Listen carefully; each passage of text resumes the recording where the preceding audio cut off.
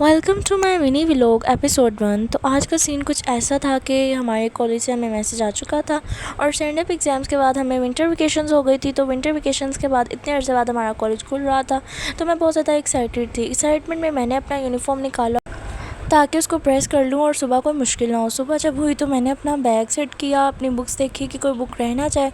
उसके बाद मुझे लग चुकी थी भूख, तो मैंने क्या किया कि मैंने नाश्ता बनाया और नाश्ते में मैंने क्या किया कि फ़्रोज़न पराठे के साथ मैंने चिकन फ्राई कर लिया ताकि कुछ अच्छा बन जाए और ये हेल्दी भी होता है। उसके बाद मैंने अपना यूनिफॉर्म निकाला और उसको सेट किया और मैं रेडी हो गई। कॉलेज आने की एक्साइटमेंट भी बहुत ज़्यादा थी। यहाँ पर मैं अपनी वैन का वेट कर रही थी और ये देख रही थी, चेक कर रही थी कि कोई चीज़ रह ना जाए। और मैं 10/10 लग रही थी, बहुत अच्छी लग रही थी। यहाँ पर मेरी वैन आ चुकी थी और मैं जा रही थी।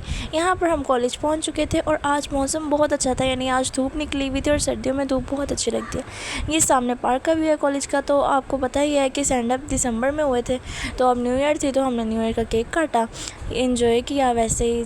और उसके बाद हम लोग जो कॉलेज में एंजॉय करते हैं, फ़न कर रहे थे। इतने अरसे बाद आए थे तो टिकटॉक बना रहे थे, एंजॉय कर रहे थे। उसके बाद हम पूरा कॉलेज फिर रहे थे, क्योंकि हम 1 घंटे पहले ही पहुंच जाते हैं कॉलेज, तो फिर हम लोगों ने कॉलेज घूमना होता है। और इतने अरसे बाद जब हम कॉलेज आएँ तो घूमें ना, कॉलेज बातें ना करें, ऐसा तो हो नहीं सकता। यहाँ पर हमारी स्टडी बहुत ज़्यादा टफ़ हो गई थी स्टैंड अप के बाद, और टीचर्स भी बहुत ज़्यादा पढ़ा रहे थे, बहुत ज़्यादा सिलेबस हो चुका था। और यहाँ पर हम लोग एंजॉय कर रहे थे। यहाँ पर आई थिंक फर्स्ट शिफ्ट को इस टाइम ऑफ हुआ है, रश लगा हुआ है और आप धूप देख सकते हैं, बड़ी मज़े की धूप निकली हुई है और बहुत अच्छा सीन है कॉलेज का।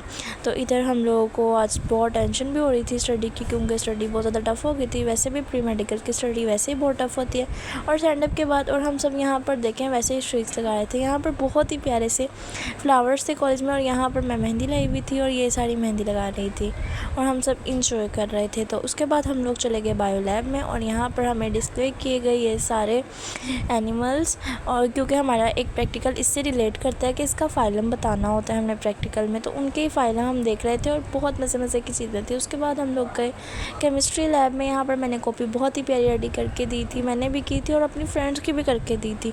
उसके बाद इधर हम लोग कर रहे थे कोई एक्सपेरिमेंट। उसके बाद हमारा लेक्चर था केमिस्ट्री का, तो मैं उसका रिवाइज़ कर रही थी और इधर ये सब खेल रहे थे।